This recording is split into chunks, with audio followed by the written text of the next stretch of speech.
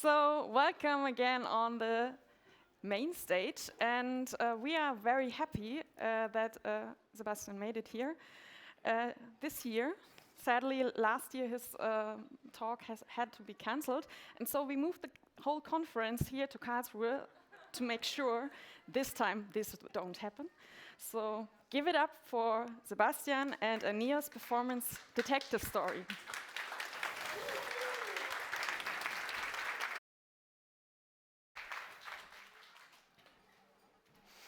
Thank you. I'm happy to be here, and this time I also got sick, but I am better, so it will work out. Couldn't let this pass, this opportunity, because for years I've been working now on performance topics, and I love to tell you about it because it's so important to me. And together we can find the culprit who did all those performance things, who broke our websites, who made them slow. We will find him and bring him to justice. So let's start. Anki introduced me. I do NEOS, everything NEOS. I'm in the core team members for 10 years or something. I live not far from here, love Lego baking, gaming, and etc. You probably talk with me on Slack. Yeah. But there's a true self of me. When I sit on my chair and I work, then I become this one. This is my true work self. I'm a master detective. I'm feared by many. I'm fluent in various programming languages. I'm type safe. And I've been to the dark places of the core, and I came back from them. Die is a word I often write. So I bring fear to the code that I performing. So I will talk about several of my cases, the most horrifying ones. First is the horror of publishing. Probably you've been there, this publish button in the corner. It's scary. The tale of reading image widths. Oh, that sounds scary. And the madness of moving nodes. Oh, yeah. Through the tree, it's scary. And then we will check who's our enemy. Who is the one that orchestrated all of this? Then we find out what we can learn from it, some notes of mine about this whole topic, and at the end, we have some time for questions. So let's start with the first case. The horror of publishing. You know that button up there. I know that with Stefan and me, we had that on NEOS.io sometimes when we moved or refactored the whole tree, and then there was this button, and then we were on a Slack call, and we thought, should we? Really? What could happen? Is it scary? Yeah. So let's talk about the crime scene of my customer. There were workspaces with thousands of dependent changes, like 6,000, 7,000, 8,000 at a time. It was they prepared them for weeks, for months, and then they wanted to push everything live. That is scary. The publishing process took hours. They did it during the night. It took 4 to 6 hours. People woke up in between. They slept a bit, they woke up, they looked what is dying. The script timeout was disabled, so it could go on and on. The memory limit was increased, so it would work out. Errors were super scary, because what happens? Did it move half? Did it move nothing? What would happen? Scary times. And the little nodes, they could become orphans. They would lose their parent. They wouldn't move. They would stay back somewhere, and nobody would find them anymore. That was really scary. Yeah. Gigabytes, many gigabytes. We had a suspect. Who could be the suspect? Of course, it's the old content repository. That's always the mean one. It fires so many signals. When every time you move something, it tells, oh, this and that, and I have so many things to do. It triggers lots of operations on other places in NEOS, on the database, etc. So I had to go into the analysis. How can we fix that? So first, I make the request reproducible. Usually it's toggled by the NEOS UI, so there are the curl requests from the browser. I copy them, very simple. I copy the one that triggered the change, and I copy the one that would publish. I copy them into a tool like Rapid API or any other tool where you can import and curl requests. You can make them like set them up so they run single, one by one, or together, so you can see the whole process. So I don't bother with the NEOS UI because I don't only want to focus on those requests. And I used Plumber from Sandstorm and Xdebug to then find out by repeating those requests several times and adding trackers, markers in the code to see what is going on, which functions take so long, where are the method calls, and all of this. One thing, I will not have time, so not so many slides on how to use those debugging tools, because then I would need 500 slides. So I'm going over that, but we will later come to that. So I found the culprit. Who was it? The content repository? No. It was flushing the cache. That was the problem. We sent millions of single requests to the cache to flush all the potential things that are not valid anymore, because we publish changes, so the live workspace needed to be flushed. Every page could look different, basically, or depending on the cache configuration. So many things could be different, so we flush a lot, so it's empty, and we are sure later we have render pages with the current content. So we generate thousands of unnecessary and deprecated cache tags, because we had compatibility with all the Neos versions, so we needed to flush them all because we didn't know if somebody still used them. When you use the Redis cache backend, there's a Lua script that will be uploaded to Redis that will do the flushing for us, because it has some internal mechanism, so it fetches everything, and the script is uploaded every time for every tag and recompiled, and so on and so on. So this takes a lot of time. I had no clue about Redis at the time while I was debugging, so I had to learn about Lua. I never wrote Lua. So it was an interesting experience to learn all of that. So I found a solution at the end. We check what to flush. We don't need to flush everything. So we don't need to flush all workspaces. My customer had 200 workspaces. There are the 100 shared workspaces, and every user has their own workspaces. They're invisible to you usually, because it's a user workspace. But the content cache flusher, he cares about all those workspaces, and they all usually depend on the live workspace. So when you flush the live workspace, everything is flushed. But I decided we don't need to flush workspaces that nobody works in, because we have a cache timeout, so we don't need to bother for workspaces that haven't changed in this time span of the cache timeout. So we ignore all of them, and suddenly I only needed to flush 10, 15 workspaces instead of 200, because they multiply the amount of cache tags we have to look at. We skipped the deprecated tags. We flush in batches. So we tell the cache backend not to flush a single one. We flush lots of them at a time, which is hard because every backend is different. Every Redis version can be different. Every database version can be. The database makes a difference. So the number of cache entries we can flush at a time is limited by the configuration. We have to find that out.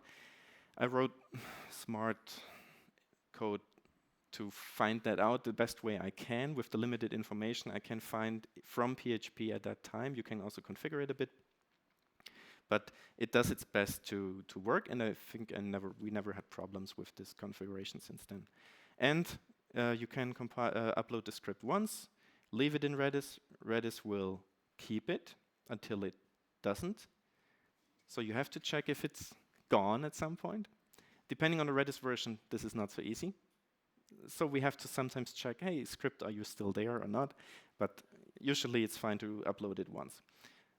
This way we send as few requests as possible. We don't need to recompile stuff. I also refactored some of the backend code of most backends to be more streamlined, a bit faster, less method calls and so on, to optimize the whole thing. So what happened? We changed 780 nodes in my test case, before and after, obviously. The number of cache tags, before we had 460,000, afterwards we have 5,000, so about 99% reduction. The request took 23 seconds before, afterwards we were down to 5 seconds, so 80% better. A lot of those 5 seconds are stuff I couldn't easily influence, so yeah, that's the baseline.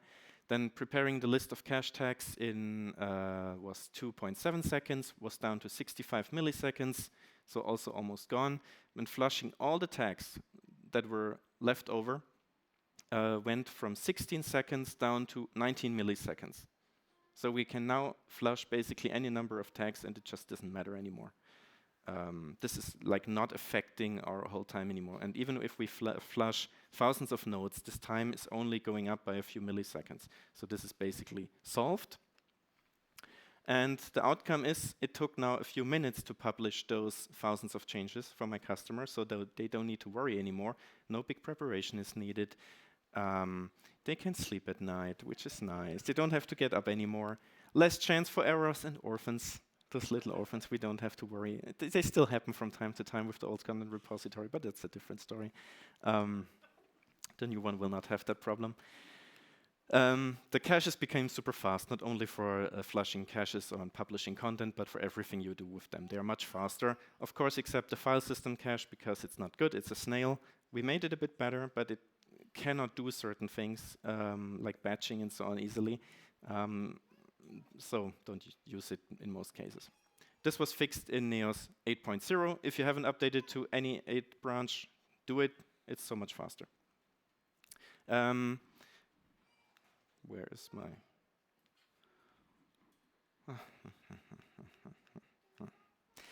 I made a project at the time on GitHub with all the pull requests. You can find the URL there.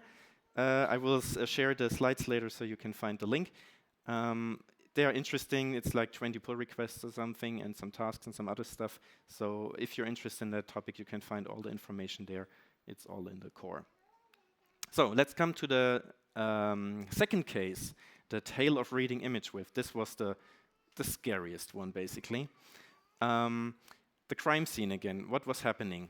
Page rendering became super slow over time. Like the bigger the project grew, it became slower, and over time they updated the environment, and it became slower, and nobody really knew why for a long time. Like basically, I think for 2 years we tracked that problem. It took several minutes to render some of those pages. The editors were so annoyed. Smaller pages were faster, like it's usually the case. The backend was generally running fine, so it was no general problem with the application. Nobody knew what's going on for quite a while. Different people looked at it, nobody knew, and it was nobody ever said, okay, now you analyze as long as you need until we solve it. So at some point, and we couldn't analyze the production system because of reasons. So I could only look at my local copy of the system. The servers weren't busy, CPU load was not high, DevOps said, no problem, it's not our fault. Yeah. So let's look at the suspect. Who could be the suspect? The content repository. It's always the bad guy. The complexity of the application, of course, because we built so much stuff in there. Neos. The developers. They make it slow. Or the cloud. Could be too. So let's analyze. One of my favorite tools is Flowpack Fusion Tracing. I think a network team provided it many years ago, and I love it. It makes flame graphs of the Fusion rendering. So I use it quite a lot. I found out didn't uninstall it for production, and I found a way to execute it there to get my flame graph from production, and found someone who could then copy that file on the server back to me so I could look at it.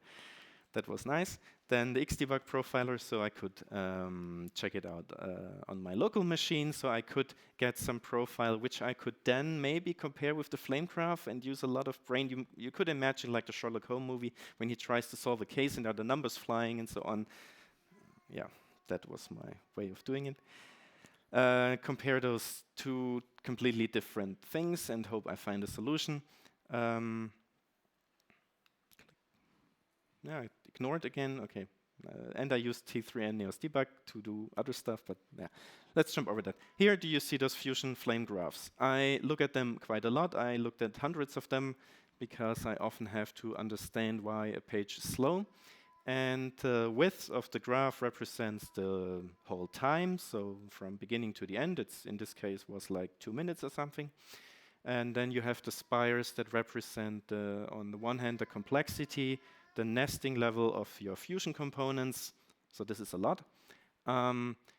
But you can also see the different parts of the website. I have some labels there, some I had to remove, like the navigation, the footer, the content areas. So it's, for me, it's by now really good to read and understand. And in the you can look at this graph in the browser. It also has, like, with double click, you can see the time of all components of a certain kind and stuff like that. So what is interesting there for me always is when it's not a spire that goes completely down, but there are those plateaus where in those red boxes where it's just flat and nothing is happening. That means that the Fusion renderer is waiting for something. He's bored, he has nothing to do. That usually means maybe database, but unlikely. Before that they were too big. But rather it's communicating with something and it's waiting for something. And those plateaus, those are the relevant ones. Every time I debug, I look for those when it's something big. On the other hand, sometimes you also have to look for that, like, is there a component like 10,000 times? That's also an issue, but that's a different issue. So let's look at the plateaus. Those were from the production system. On my local machine, they didn't exist. It looked perfectly fine on my local machine.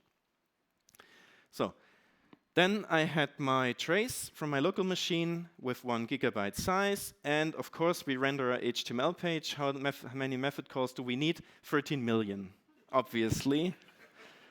It's a normal website, why not?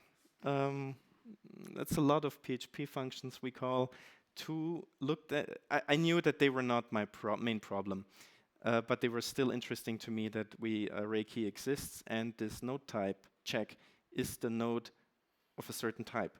We call that so many times, and the array key exists was triggered by the node type check. So this is something I kept in mind, which I also wanted to fix, but I knew it's not the main problem, still interesting.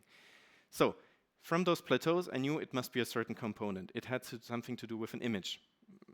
Makes sense somehow, but what could it be? So I looked through this whole profile. I looked for the word resource. I looked for a while, and I looked, get file name, no problem. Get media type, no problem. Database, get relative path is also database. SHA-1 is in the database. Oh, but the get stream that we call 340 times, which take absolutely no time on my computer, on my local machine, because it's fast and yeah.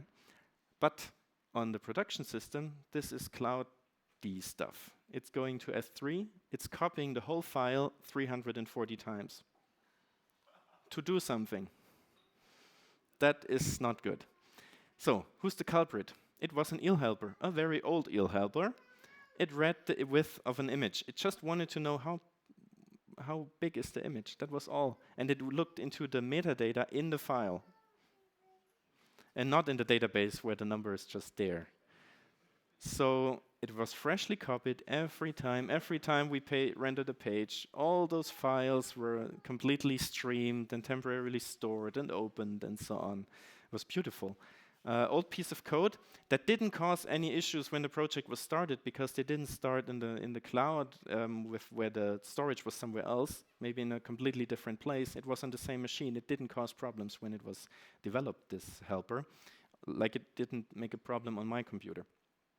Yeah, and as I said, we have those many method calls. So also something to look at. So what was the solution? Yeah, read the image from the database, done, one line changed. Problem fixed. Why didn't nobody ever do that? That's easy. Everybody can fix performance. You just change one line. It's really easy. Then I optimized the node type related code in the core. I mean, the first thing I fixed in the customers project, the core I always try to fix too.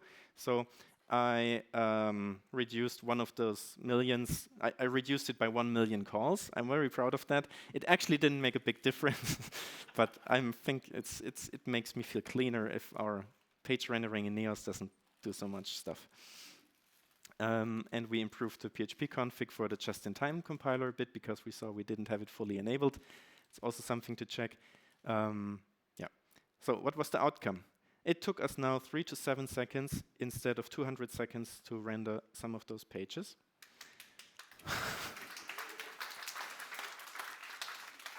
So on average, we had 10 times improvement over all websites. The smaller optimizations, like with the just-in-time compiler and so on, they were responsible for about 10% of that, which is still good in general. Then the HEP editors. They have a channel, a Teams channel, where they write when they have big issues. So we developers or the team can see, oh, we have to help. And we didn't tell them that we deployed this fix. So we deployed it in the morning. They started working, and people started writing in this support channel, "What's going on?"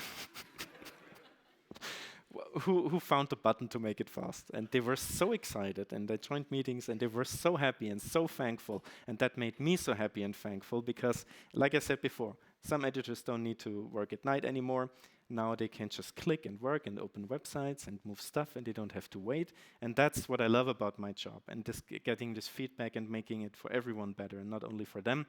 Also a bit for all Neos users again from the core improvements I did, and that is really awesome, and yeah, why I love my job. Then there's the third case, the madness of moving nodes. I wanted to have some cute nodes or something there to move, but I couldn't make this image happen. That was too much work. So just a truck to move. Let's go to the crimes. This is an older case, actually. The crime scene.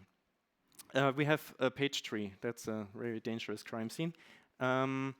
We just wanted to move a few hundred pages, but it took minutes, several minutes back then. And we have a suspect. Who could it be? The content repository. It's always that one. So we went into analysis. I think I did it back then together with Sebastian Kurfürst with the Sandstorm Plumber package. It's a bit hard to use, but it's really helpful to add the tracking metrics and so on to PHP code and later get. This is not an actual screenshot of the case back then. I didn't have them anymore, but just an example. It helps me, and it's sometimes for me a bit better to use than the Xdebug profiles and so on. So we found a huge number of calls in the doctrine persistence layer every time we moved all those nodes. So who was the culprit? The content repository. It was really, yeah, this time, and doctrine, because it did something that we didn't expect it.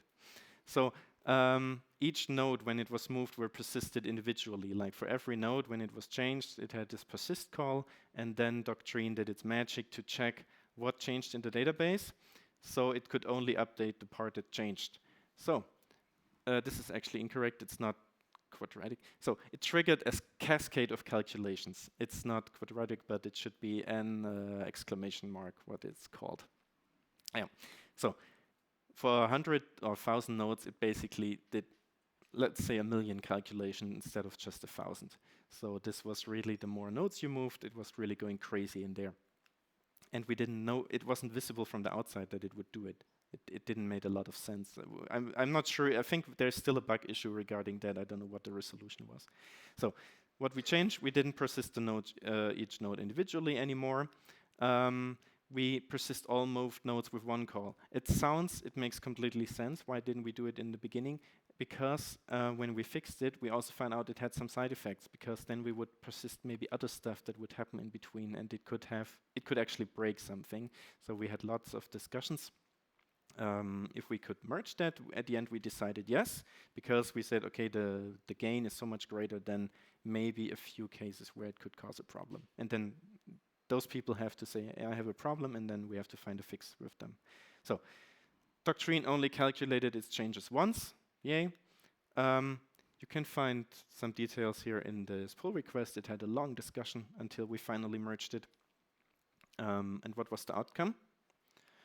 It took us now 8 seconds to move 750 nodes instead of 100 seconds. I assume with all my other changes since the years ago, it's even faster now, probably 3-4 seconds, I don't know. So we had 10 times improvement in general when moving nodes. That was really great. We fixed that in Neos 4.3. So if you haven't updated to Neos 4.3, I think it's now really time to do it. And then you can go to 9. That's a good time to do it. So we found all our culprits and so on, but how can it be that there must be our Moriarty? He must plan all that. He must be the evil genius who organized all that, who made our application slow, who added all those bugs and those problems and so on. How can we find him? How can we get rid of him that we don't need to spend so much time on fixing those things and that the applications get slower? Yeah, it's sadly us. Me, you, we are all doing that. So we have some general issues. The databases handled millions of entities decades ago. we now struggling with thousands. It's a bit silly. Those servers back then were 100 times slower, probably. I didn't check it, but that's my assumption. We pile layers of abstractions on top of each other, like the database abstraction and stuff like that. So we don't really know what's going on there. Also dependencies like doctrine or other stuff, they hide implementation details or stuff, technical details from us, and we are not really sure what's actually going on behind the curtain. So we rarely work with lower level APIs.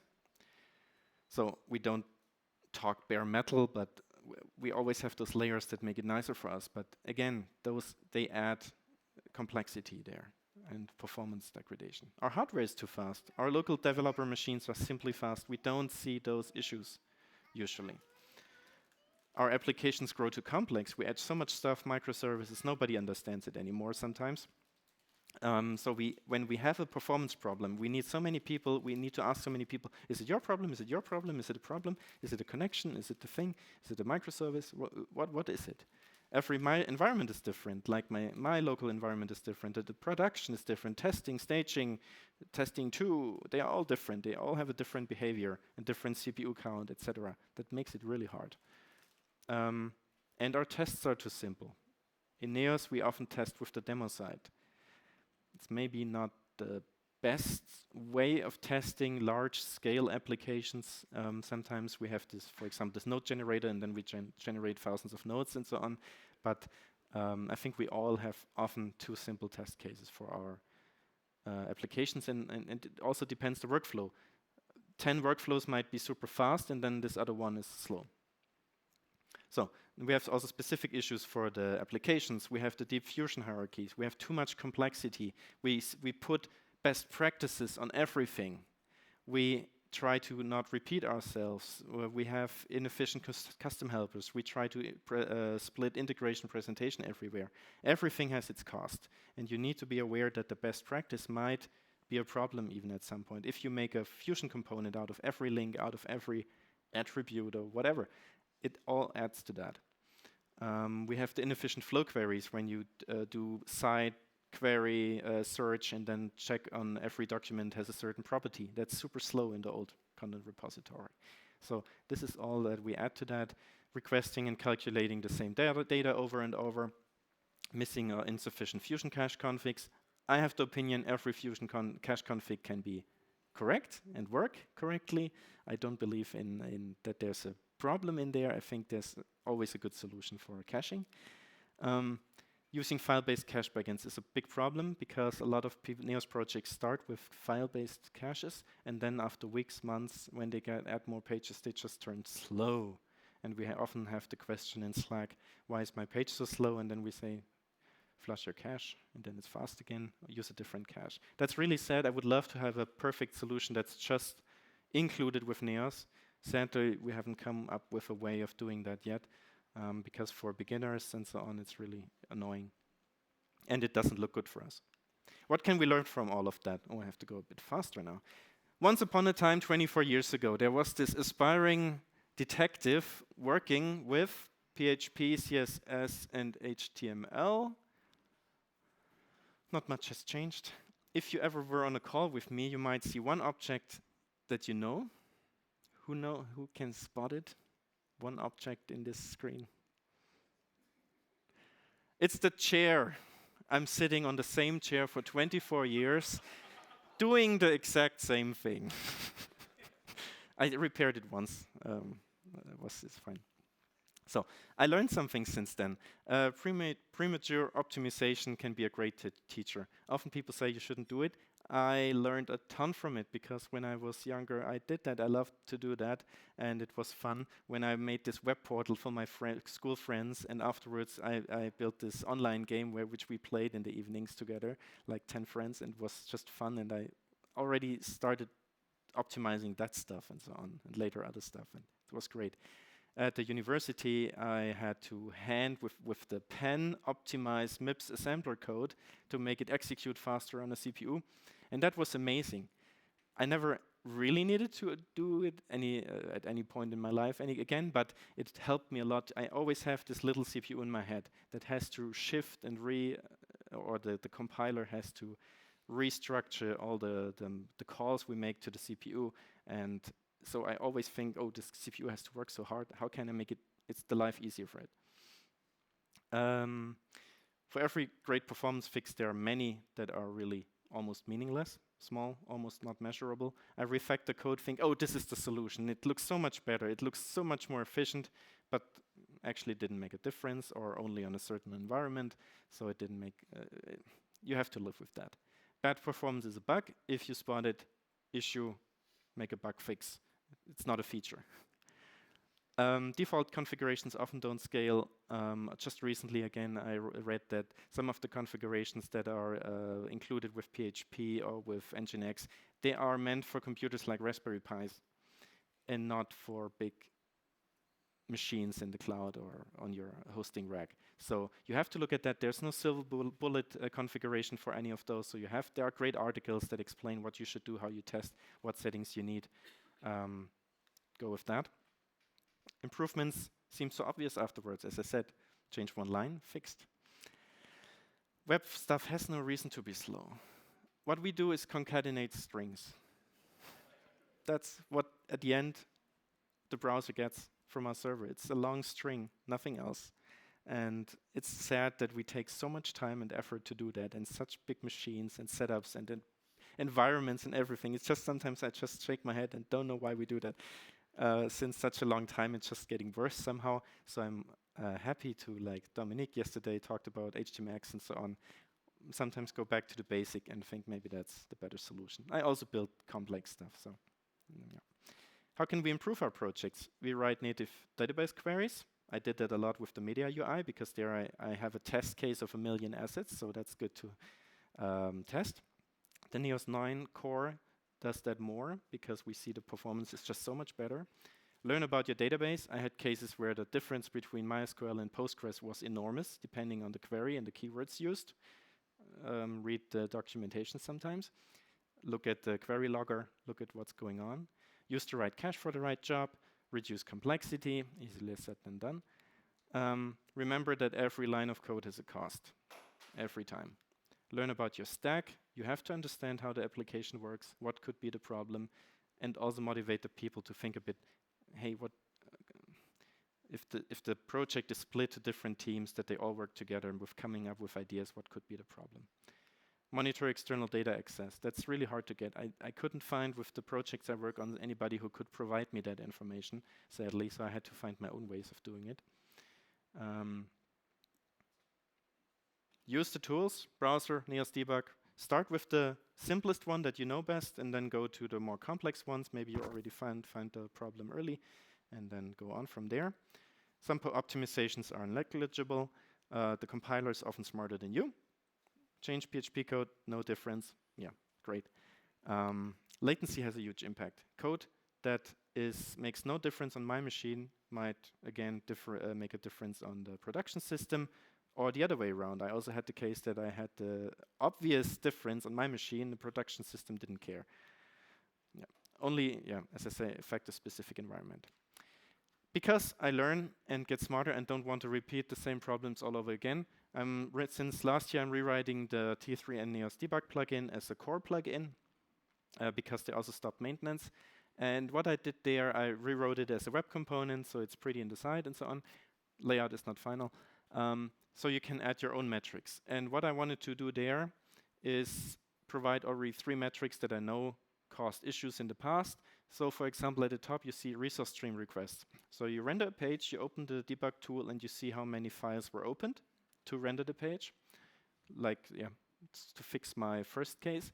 Then number of generated thumbnails, because often you have responsive images, and then in one case we had 10 responsive variants for each image. So we had 500 or 600 generated thumbnails or loaded thumbnails on a page. The loading I fixed in the core by now, but it's still important to see. And then cache access. I recently made a change to the flow core, so I can read what's going on in the cache. I see every cache that's accessed, the type of the backend, the read and write access, and the misses. So I exactly know for the page rendering, those caches were active.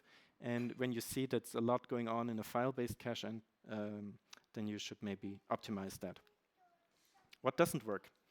Fixing performance just by cleaning up. My customers always ask me, can we not just clean up, remove some workspaces and it's fine? No. Not if the problem is caused by a few hundred entities. If you have 10 million, 100 million, okay, then we can talk about it if they are useless, but not by just a few things. There's always this little asterisk there. Not reporting performance issues. Why am I finding them? That cannot be. We have so few GitHub issues with performance issues. I think you should write them. Hoping somebody will fix it. That's maybe related there. Please tell us and help getting it done. Almost every fix I implemented in the past, it had an effect on the core. I always find a solution that I don't have to bother with it anymore in other projects. Just using more hardware sometimes works, usually not. Blaming someone, that's not very helpful. Like blaming the Neos team or something, this just really doesn't help. You have to help. Sustainability is important. Performance is user experience. As I said, they could sleep, they had a better day. They told me they enjoy their work more by having this faster backend. That's great. Developer experience. I often watch developers waiting for the backend to load on their Docker setup, and I'm dying inside sometimes while waiting, because I always want it fast. I cannot wait. I simply cannot wait for things. So make your developer experience better. We also had to talk about that yesterday. Performance is green. We need less hardware.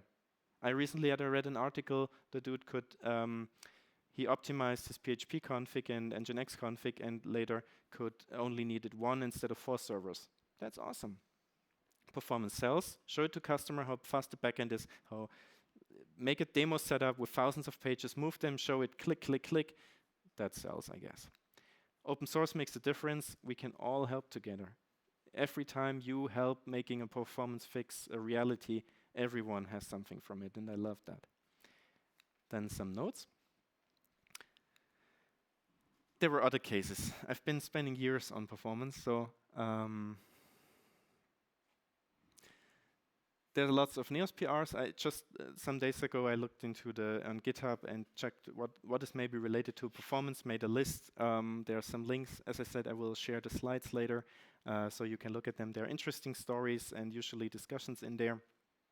For Flow, also a few. And currently, I'm working something for the Neos UI. It will not change everything, but it will improve the average loading times and so on, and also solve some other issues. I have a lot of love and thanks, because this is not something I did alone. And my clicker also doesn't want to work with me. My reviewers and testers, I cannot merge something alone. I find maybe the solution, I have to present it, I have to verify it. Sometimes it takes me sometimes days to find those issues, so I have to have my thoughts. I write with people, I have calls, I think about them, I send them screenshots, I make my analysis, and the next day it's completely different. I don't know why. And so I need code debuggers, I need rubber ducks, and I need debug teddies to make those work. It's a team effort, and the companies who sponsor those bug fixes, for some of my customers, it's completely normal that if I fix it in their project, I fix it for everyone, and later when we update Neos, we can remove the patch, the composer patch, and the project is clean again. Every developer who makes applications faster, not only Neos, everything, apps, websites, the ticket machine at the train station, if it's faster, I'm happier. Thank you, whoever you are, maybe. Then some advertisement. Bad performance in Neos project can be improved. I can maybe help. Talk to me. Sometimes I'm just telling one of your developers, or you check on that, then you write me back some days later. Yes, that was it, and then we're all happier. Get in touch, I can help you. There's my old blog post, which has a lot of visits, the basic recipe for a fast Neos CMS website. I'm sometimes updating it. When you read it and you find something is out of not current anymore or missing, tell me, then I update the post. I think it already had 10 updates or something. Check out my website, which I plan to relaunch, which of course didn't work because it's my own website. So, big thank you for listening to me, to my story. I hope it made sense.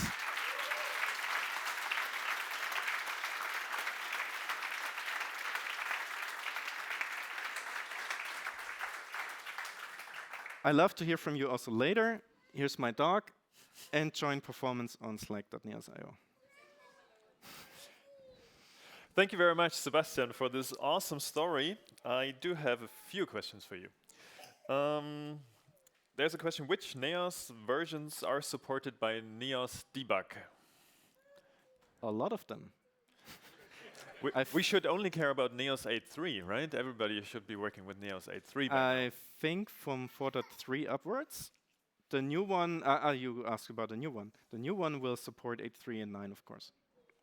I don't know if it's about the older I think one, it basically works. I think Anke tried it, and only one thing didn't work, and we have to fix that. Yeah. All right. And another question.